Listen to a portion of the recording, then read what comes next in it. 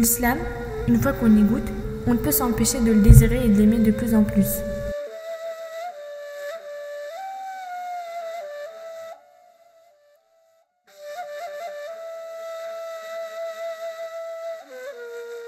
Avec les gens qu'ils connaîtront un jour, toutes les nations du monde apprécieront certainement la fraternité paisible de la confrérie islamique. Mais l'islam n'est pas composé seulement d'un toit. C'est un domaine unique qui répond à tous les besoins des gens avec sa polyvalence.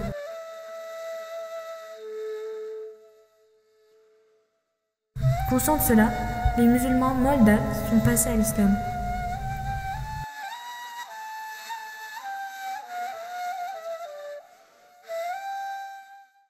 Réalité, sagesse, certitude et justice sont ceux que j'aime le plus dans l'islam et ceux qui me font aimer cette religion. Il n'y a donc rien de dénué de sens ou d'incompréhensible dans cette religion. La réponse à chaque question est en elle. Lorsque les gens rencontrent un problème, ils peuvent trouver la solution dans l'islam. Il est nécessaire de le rechercher uniquement avec les bonnes méthodes. Quand j'ai commencé à faire des recherches pour trouver les réponses aux questions dans ma tête, j'ai commencé à chercher sur Internet, pas auprès des personnes qui connaissent et pratiquent bien l'islam. À cette époque, je ne connaissais pas beaucoup les musulmans. J'ai rencontré des informations très différentes sur Internet. Je peux donc distinguer quelles informations sont réelles et lesquelles sont fausses, car pour connaître les faits, il faut aussi connaître les mensonges. Je crois que je n'ai pas suffisamment d'informations aujourd'hui pour discuter de l'état actuel du monde islamique. Pour cette raison, je ne peux pas prendre la responsabilité de juger quelqu'un. Encore une fois, je n'en sais pas grand-chose. Ce n'est pas à moi d'en juger. Pour cela, il faut tirer quelques conclusions et prendre certaines décisions.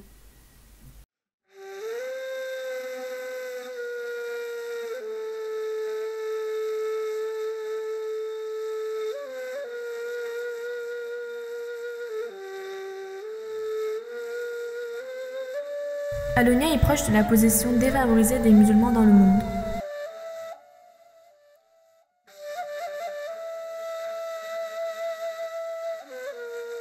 Et tout en enquêtant sur les raisons de cela, elle fait quelques suggestions de solutions.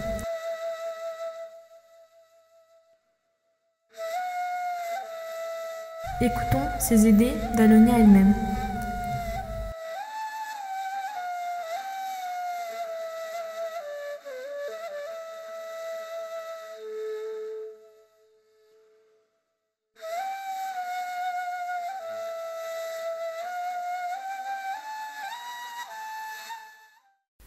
Tous les événements dans le monde dans lequel nous vivons se font avec le consentement d'Allah.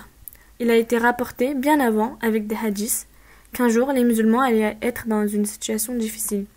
Nous pensons que cette situation ne sera pas laissée pour compte et changera. De plus, chacun de nous a une responsabilité dans les événements qui se déroulent dans le monde islamique aujourd'hui. Parce que notre prophète a dit que le musulman serait dans une situation difficile. La raison en est qu'ils aiment le monde et qu'ils préfèrent la vie temporaire à la vie éternelle. Pour changer cette situation dans le monde musulman, il suffit de diffuser de vraies informations sur la religion.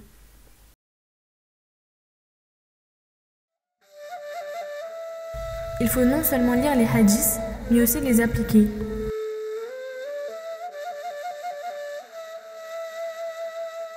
Le Coran ne doit pas être recouvert d'une belle couverture et ne doit pas être rangé dans le coin le plus caché, inaccessible de la maison. Nous devons le lire tous les jours. Non seulement le lire, mais aussi le comprendre et réfléchir à ce que nous lisons.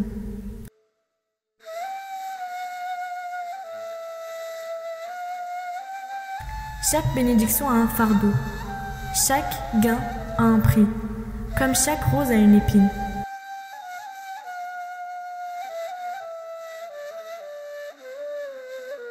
Il y a un prix si doux pour nos frères musulmans. Ils se rendent à Allah, abandonnant leur mode de vie habituel pour Allah et la voie de la vraie religion, l'islam. Ils doivent expliquer l'islam qu'ils ont appris et exprimer leurs propres positions, préférences et positions. L'important est de se battre.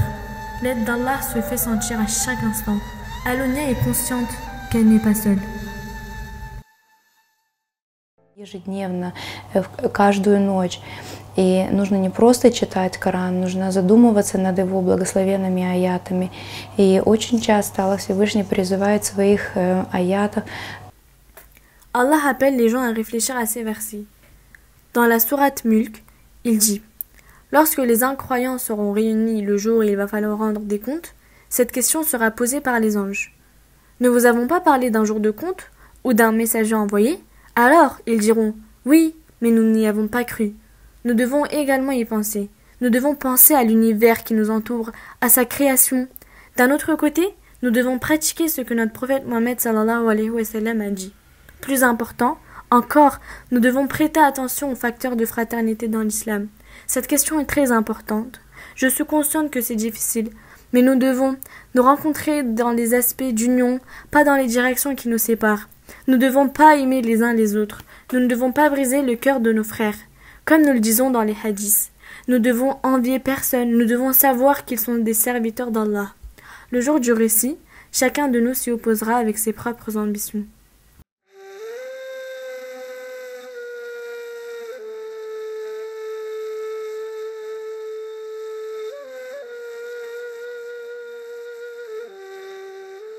Dans un hadith, notre prophète a dit « La terre est le champ de l'au-delà. »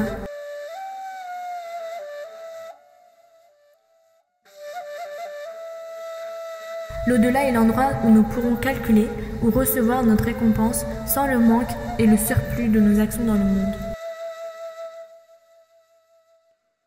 Alounia et son époux convertis Abdullah Jubair et en sont conscients.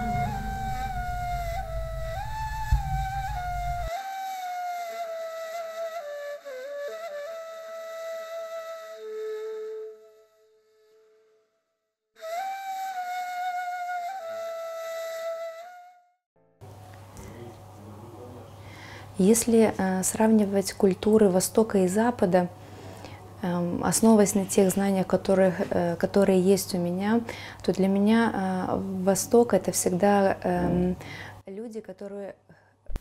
Si nous comparons les cultures orientales et occidentales, je peux vous dire en m'appuyant sur les informations générales que pour les peuples de l'Est, leur famille, leur foi et s'entendre avec leurs voisins sont des facteurs importants.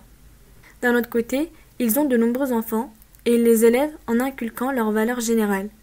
Quant aux Occidentaux, le plus important pour eux, ce sont les valeurs matérielles, éducation, carrière, etc. La famille n'est pas importante pour eux. Les Occidentaux ont généralement des familles nucléaires. C'est mon point de vue sur les cultures orientales et occidentales.